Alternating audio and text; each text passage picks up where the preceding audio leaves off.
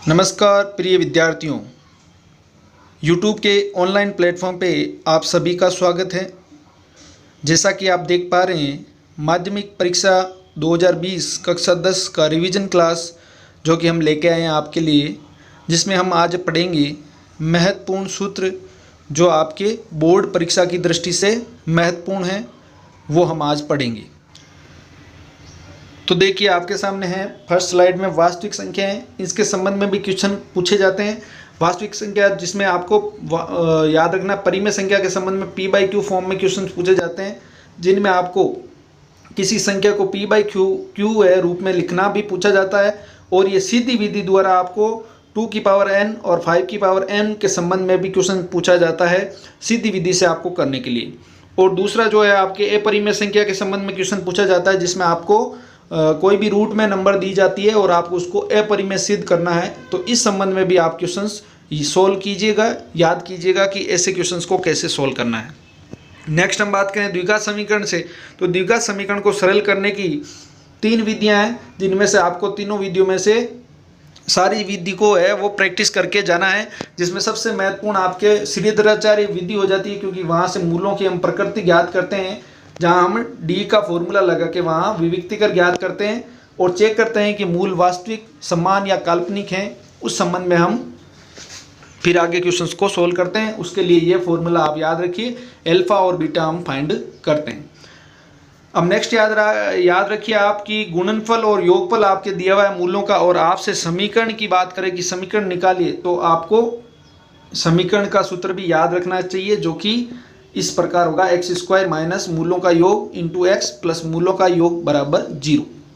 और मूलों का योग और मूलों का गुणनफल संबंध में भी आपसे सिद्ध करने का क्वेश्चन पूछा जा सकता है, वेरीफाई करवा सकता है, जो आप एक अभाज्य गुणनखंड विधि से सोल्व करेंगे और एक आप डायरेक्ट अल्फा प्लस बीटा और अल्फा बीटा निकाल के सिद्ध करेंगे। यहाँ से भी क्वेश्चन पूछे जाते हैं।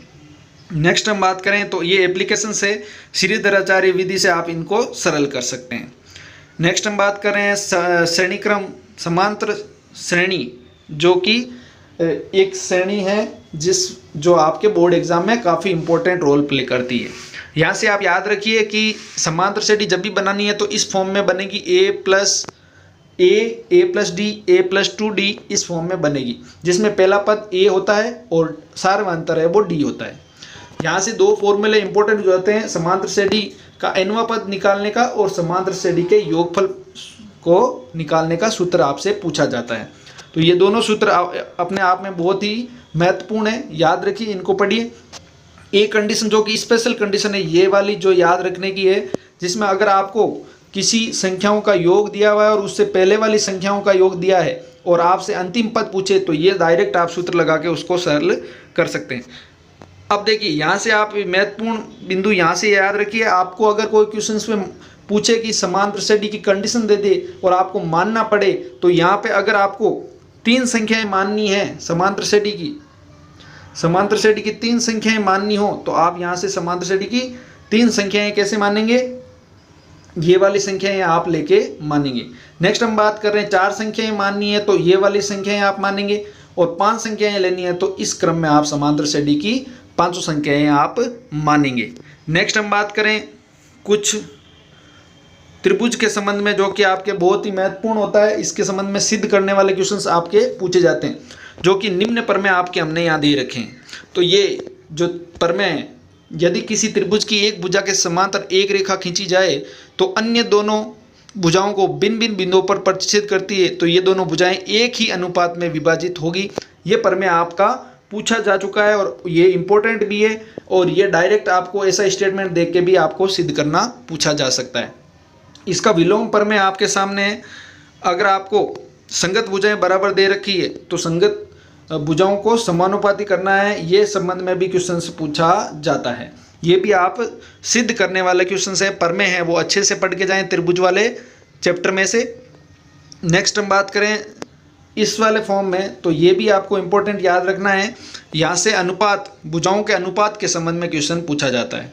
दोस्तों, इसमें इस वाली स्लाइड में मैं आपको बता दूं कि आपको ये जो रूल है, सर्वांग सम, त्रिभुजों को सर्वांग सम सिद्ध करने वाले जो रूल है वो याद रखने हैं। भुजा भुजा भुजा भुजा कोण कोण से हम कैसे त्रिभुजों को सर्वांग सम करते हैं वो आपको याद रखना है। समरूप और सर्वांग सम कैसे सिद्ध किया जाता है।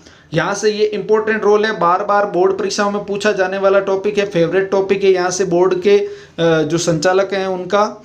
देखिए आपको क्या करेंगे, भुजा दे देंगे और आपसे क्षेत्रफल पूछेंगे दोनों त्रिभुजों का, तो वहाँ पे आप उन भुजाओं के अनुपात का वर्ग कर देंगे तो आपके क्या निकल जाएगा, क्षेत्रफल निकल जाएगा। तो ये भी एक कॉन्सेप्ट आप याद रख के जाइएगा। नेक्स्ट हम बात करें पाइथागोरस प्रमेय। तो पाइथागोरस प्रमेय अपने आप में एक बहुत बड़ा प्रमेय जिसके सिद्ध करने के संबंध में भी क्वेश्चन पूछा जा सकता है। पाइथागोरस का दूसरा नाम बोधायन प्रमेय भी हम बोल सकते हैं। तो उसके संबंध में हमने वीडियो बना रखा है, आप प्लेलिस्ट में जाके देख सकते हैं कि सिद्ध कैसे किया जाता है पाइथागोरस प्रमेय। तो ये भी याद रखिएगा। नेक्स्ट हम बात करें निर्देशांक ज्यामिति की। तो निर्देशांक ज्यामिति में ये दूरी सूत्र है, सबसे इंपॉर्टेंट सूत्र है जिससे हम कई दूरियां निकाल सकते हैं, बीच की दूरी निकाल सकते हैं और सिद्ध करने वाले प्रश्न भी कर सकते हैं। आयत, समांतर चतुर्भुज, वर्ग और इनके संबंध में जो भी आपको सिद्ध करने वाले क्वेश्चंस आते हैं तो उसमें हम है वो दूरी सूत्र लगा के वह सरल कर सकते हैं। दूसरा याद रखिए कि आपको अगर निर्देशांक को अनुपात में विभाजित करने का पूछा जाए m1 और m2 अनुपात में, तो उसके संबंध में ये अंत्य विभाजन और बाह्य विभाजन वाले सूत्र आपको लगाने हैं, जो कि प्रश्न के अनुसार आपको ज़्यादातर अंत्य विभाजित क्वेश्चन भी पूछे जाते हैं। आपके सिलेबस में अंत्य विभाजन के ही क्वेश्चंस हैं। नेक्स्ट हम बात करें मध्य बिंदु के निर्देशांक पूछे जाते हैं। तो मध्य बिंदु के निर्देशांक का सूत्र है x1 + x2 बटा 2 y1 + y2 बटा 2। ये भी याद रखिए। त्रिभुजों के संबंध में आपको पूछा जा सकता है, निर्देशांक देके आपसे केंद्रक और अंतः केंद्र के निर्देशांक भी पूछे जाते हैं। तो आप इन दोनों सूत्र यूज करके आप क्या निकाल सकते हैं, केंद्रक और अंतः केंद्र के निर्देशांक निकाल सकते हैं। त्रिभुज के संबंध में एक इंपॉर्टेंट टॉपिक और आ जाता है जिसमें हमें त्रिभुज का क्षेत्रफल पूछा जाता है और त्रिभुजों के निर्देशांक दे रखे होते हैं। वहां से आपको त्रिभुज का क्षेत्रफल निकालने का सूत्र है, ये याद रखना है। और अगर त्रिभुजों के संबंध में भी आपको ये पूछा जाए, क्वेश्चन में देके तीन निर्देशांक देके, तीन बिंदुओं के निर्देशांक देके आपसे पूछा जाए कि ये सरेखीय है या नहीं, तो आप क्या करेंगे, वहाँ त्रिभुज का क्षेत्रफल का सूत्र लगाएंगे और इक्वल में 0 करेंगे। त्रिभुज का क्षेत्रफल आप 0 निकालेंगे तो आपके जो है ये वाली इक्वेशन आपका आ जाएगी, रटने की जरूरत नहीं है। अगर आपको त्रिभुज का क्षेत्रफल का सूत्र याद है तो इसको बराबर में आप 0 कर देंगे तो आप क्या निकाल सकते हैं, समरेखीय वाली कंडीशन है, आपको सिद्ध कर सकते हैं। नेक्स्ट हम बात कर रहे हैं त्रिकोणमितीय अनुपात। तो त्रिकोणमितीय अनुपात जो कि समकोण त्रिभुज पे लगता है, याद रखना है। ये समकोण त्रिभुज आपके सामने दे रखा है, कर्ण, आधार और लंब के संबंध में आपको याद रखना है। पाइथागोरस थ्योरम से हम निकालते हैं और लाल बटा कक्का एक सूत्र से हम इनके रेशियो जो अनुपात है इनके मान निकालते हैं। तो लाल बटा कक्का से आप याद रखिए sine theta, cos theta, tan theta और इनसे हम क्या करेंगे, क्वेश्चंस निकालें। लंब बटा कर्ण, आधार बटा कर्ण, लंब बटा आधार, इससे हम निकालेंगे। और यहाँ से आप ये वाले सूत्र भी याद रखिए, कौन किसका उल्टा है, साइन किसका उल्टा होता है, कोसेक का, ऐसे आप याद रखिए। कोस किसका होता है, सेक किसका होता है और कोट किसका होता है, ऐसे याद रखिएगा। नेक्स्ट हम यहाँ से त्रिकोणमितीय पूरक अनुपात से संबंधित क्वेश्चन भी पूछे जाते हैं कि साइन को कोस में बदलना हो या कोस को साइन में बदलना हो तो हम कैसे सरल करेंगे। नेक्स्ट हम बात करें कि साइन के अनुपात को बदलना हो, साइन प्लस माइनस अपन करते हैं तो क्या अनुपात होगा, वो भी आपसे पूछा जाता है। नेक्स्ट त्रिकोणमितीय अनुपात की जो टेबल है ये भी अपने आप में इंपॉर्टेंट है, क्योंकि यहाँ से आप कोणों के मान है वो निकाल सकते हैं। तो त्रिकोणमितीय अनुपात की टेबल बनानी आपको आनी चाहिए। अगर ये भी नहीं आ रहा है तो आप वीडियो की प्लेलिस्ट में जाके देख सकते हैं कि त्रिकोणमितीय अनुपात की टेबल हम कैसे बना सकते हैं, कैसे सीख सकते हैं। तो ये भी इंपॉर्टेंट रोल है और ये भी आपको याद होनी जरूरी है। नेक्स्ट हम बात करें ऊंचाई से संबंधित क्वेश्चन, जो कि त्रिकोणमितीय अनुपात का ही एक भाग है, उसके अनुप्रयोग है, जिसमें उन्नयन कोण और अवनमन कोण ये आपको याद होने चाहिए। कैसे, कहाँ अवनमन कोण बनता है, कहाँ उन्नयन कोण बनता है, और उसके संबंध में हम जो भी प्रश्न के अनुसार पूछा हुआ है उसके संबंध में हम निकालते हैं त्रिकोणमितीय अनुपात की सहायता से। नेक्स्ट हम बात करें वर्त के संबंध में। तो वर्त के संबंध में भी आपको प्रमेय पूछे जाते हैं। स्पर्श रेखा के संबंध में ये प्रमेय हैं वो सारे आपको पूछे जा सकते हैं कि स्पर्श रेखा अगर वर्त के स्पर्श करती है तो केंद्र से जो दूरी होती है उसका मान और केंद्र से जो कोण बनता है उसके संबंध में भी आपको प्रमेय पूछा जा सकता है, सिद्ध करने का पूछा जा सकता है। तो स्पर्श रेखा के संबंध में आप ये याद रखिए ये जो थ्योरम है वो इम्पोर्टेंट है, इनको पढ़ के जाइएगा और सिद्ध करने वाले क्वेश्चंस आएंगे वो आपको सोल्व करना है। ध्यान रखिएगा, स्पर्शरेखाओं के संबंध में आपको ये क्वेश्चंस पूछा जाता है और इंपॉर्टेंट रोल प्ले करता है, ये वाला थ्योरम भी आपको याद करके जाना है। नेक्स्ट हम बात करें वर्त के संबंधित, आपके एक अलग से चैप्टर है जिसमें आपको वर्त के क्षेत्रफल, वर्त की परिधि, अर्धवर्त का क्षेत्रफल, अर्धवर्त की परिधि, खोखले वर्त का क्षेत्रफल, इनके संबंध में आपको क्वेश्चन पूछे जाते हैं। एक पार्ट तो आपका ये वाला है जो कि आप पिछली कक्षाओं में पढ़ चुके हैं, और दूसरी त्रिज्यखंड जो कि आपके इस बार आया है, त्रिज्यखंड के संबंध में क्वेश्चंस भी पूछे जाते हैं। तो त्रिज्यखंड के संबंध में आपको याद रखना है कि चाप की लंबाई, त्रिज्यखंड का क्षेत्रफल, त्रिज्यखंड की परिधि और वर्तखंड के संबंध में भी क्वेश्चंस पूछे जा सकते हैं कि वर्तखंड का क्षेत्रफल निकालिए। तो आप ये वाले क्वेश्चंस भी आप सोल्व करके जाइए। नेक्स्ट पूछा जाता है कि आपको किसी गाड़ी के पहिए की स्पीड के बारे में दे दिया जाए और उसका दूरी दे दी जाए, तो आपको पूछा जाए कि ये कितने चक्कर लगाएगा। इस संबंध में भी आपको याद रखने क्वेश्चंस आए हुए हैं। नेक्स्ट हम बात करें पृष्ठीय क्षेत्रफल और आयतन के संबंध में, ये बहुत ही बड़ा चैप्टर है जिसमें आपको ज़्यादा मार्किंग के क्वेश्चंस पूछे जाते हैं। देखिए, इनमें आप ये वर्ग पृष्ठ का क्षेत्रफल, संपूर्ण पृष्ठीय क्षेत्रफल और आयतन के संबंध में क्वेश्चंस पूछे जाते हैं प्रत्येक, चाहे वो बेलन हो, शंकु हो, गोला हो, घन हो या घनाभ हो। तो मैं ये स्लाइड धीरे धीरे आपको रोटेट कर रहा हूँ, आप अच्छे से इसको रीड करिएगा, सूत्र को याद करिएगा। इन सूत्र से अगर ये आपको सूत्र याद हो जाते हैं तो आप कोई भी क्वेश्चंस अच्छे से कर सकते हैं, क्योंकि सूत्र के बेस पे ही क्वेश्चन है। तो खोखले बेलन के बारे में भी ये फॉर्मूले आप याद रखिए।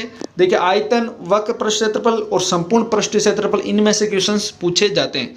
नेक्स्ट हम बात करें शंकु के संबंध में, तो शंकु के संबंध में भी आप ये सूत्र याद रखिए, तीनों सूत्र इंपॉर्टेंट हो जाते हैं, तो इनके संबंध में क्वेश्चंस आते हैं। नेक्स्ट हम बात करें छिन्नक की, तो छिन्नक के संबंध में भी ये आपको सूत्र याद रखने होंगे। नेक्स्ट हम बात करें गोले की बात करें, तो गोले के भी आयतन और पृष्ठीय क्षेत्रफल के बारे में क्वेश्चंस पूछे जाते हैं। गोलीय कोश के संबंध में भी उनकी मोटाई, वक्र पृष्ठ और आयतन के संबंध में क्वेश्चन पूछे जाते हैं। नेक्स्ट हम बात करते हैं गोलार्ध, गोले का आधा भाग गोलार्ध कहलाता है, उसके संबंध में भी ये तीन फॉर्मूले ये भी आपको याद रखने हैं और इनको संबंध में क्वेश्चंस है वो सोल्व करके जाने हैं। नेक्स्ट हम बात करें अर्धगोलीय कोश, जो हमने अभी देखा था, उसके संबंध में भी ये याद रखिए, अर्धगोलीय कोश का आयतन और संपूर्ण पृष्ठीय क्षेत्रफल के संबंध में क्वेश्चंस पूछे जाते हैं। घन और घनाभ की बात करें तो इनके संबंध में भी आपसे क्वेश्चन पूछे जा सकते हैं। इनके आयतन, वक्र पृष्ठीय क्षेत्रफल, कुल पृष्ठीय क्षेत्रफल और विकर्ण के संबंध में क्वेश्चंस पूछे जा सकते हैं। तो ये भी एक अपने आप में बहुत ही महत्वपूर्ण चैप्टर है जो कि आपको अच्छे से पढ़ के जाना है। नेक्स्ट हम बात कर रहे हैं सांख्यिकी, तो सांख्यिकी के संबंध में आपसे समांतर माध्य, माध्यक और बहुलक के संबंध में क्वेश्चन पूछे जाते हैं। समांतर माध्य के तीन विधियां हैं, प्रत्यक्ष विधि, कल्पित विधि और पग विचलन विधि। अगर आपको इनमें से कोई भी विधि दे रखी है तो उससे करना पड़ेगा। अगर आपको कुछ भी नहीं दिया है तो आप प्रत्यक्ष विधि का यूज करेंगे, क्योंकि ये सबसे सरल विधि है। नेक्स्ट हम बात करें माध्यिका के संबंध में, तो माध्यिका क्या होगा कि अगर आपको एक सीधी लाइन में संख्याएं दे रखी है तो आप ये वाले फॉर्मूले अप्लाई करेंगे, और टेबल फॉर्म में अगर क्वेश्चन हो तो ये वाला फॉर्मूला आप यूज करके इनके मान पुट करके सरल करेंगे। नेक्स्ट हम बात कर रहे हैं बहुलक की, तो बहुलक में भी दो तरह के क्वेश्चन पूछे जाते हैं। अगर एक सीधी लाइन में हो तो आप उनमें से ज़्यादा बार जो अंक आता है वो उसका बहुलक होता है, और अगर टेबल फॉर्म में दिया हो तो ये सूत्र आपको यूज करना है और ये फॉर्मूले में मान रख के आपको सरल करना है। नेक्स्ट हम बात करें, ये एक और फॉर्मूला यहाँ से इंपॉर्टेंट हो जाता है जिसके बारे में मैं बता दूं। इनके संबंध में भी 2 नंबर का या क्वेश्चन आ चुका है। 3 माध्यक बराबर बहुलक प्लस 2 इंटू माध्य, ये सूत्र भी आप याद रखी जाएगा, इसके संबंध में क्वेश्चन पूछे जा चुके हैं। नेक्स्ट हम बात करें प्रायिकता, तो प्रायिकता के संबंध में आपको प्रायिकता का सूत्र याद रखना है कि प्रायिकता होती क्या है कि आउटकम्स अपॉन कुल आउटकम्स, टोटल परिणाम को नीचे रखा जाता है और पूछे गए जो अनुकूल परिणाम है उनको ऊपर रख के हम सरल करते हैं। यहाँ से आप याद रखिए प्रायिकता निकालने और नहीं निकालने, प्रायिकता होने और नहीं होने के संबंध में भी क्वेश्चन पूछा जा चुके हैं, तो ये सूत्र भी आप याद रखिए। यहाँ से आप 3 कंडीशंस याद रखिए, ताश के संबंध में, सिक्के के संबंध में और पासे के संबंध में क्वेश्चन पूछे जा सकते हैं। तो ये ताश, सिक्के और ये पासे के संबंध में क्वेश्चन बहुत इंपॉर्टेंट हो जाते हैं। पासा, जो दो पासे हैं, अगर संभावित पासे होते हैं, दो फेंके जाते हैं, तो उसके संबंध में ये इतनी कंडीशन बनती है, 36 कंडीशन। तो इससे संबंध में क्वेश्चन, बहुत सारे क्वेश्चन बनते हैं, तो ये भी आप सोल्व करिएगा। और अगर प्रायिकता का चैप्टर आपको समझना है तो भाग्यश्री के चैनल पे प्लेलिस्ट में जाके आप समझ सकते हैं। प्रायिकता के संबंध में पूरा चैप्टर आपको सोल्व करवा रखा है। इस तरह से आज हमने महत्वपूर्ण सूत्र हैं बोर्ड के एग्जाम की दृष्टि से, वो हमने सरल किए हैं।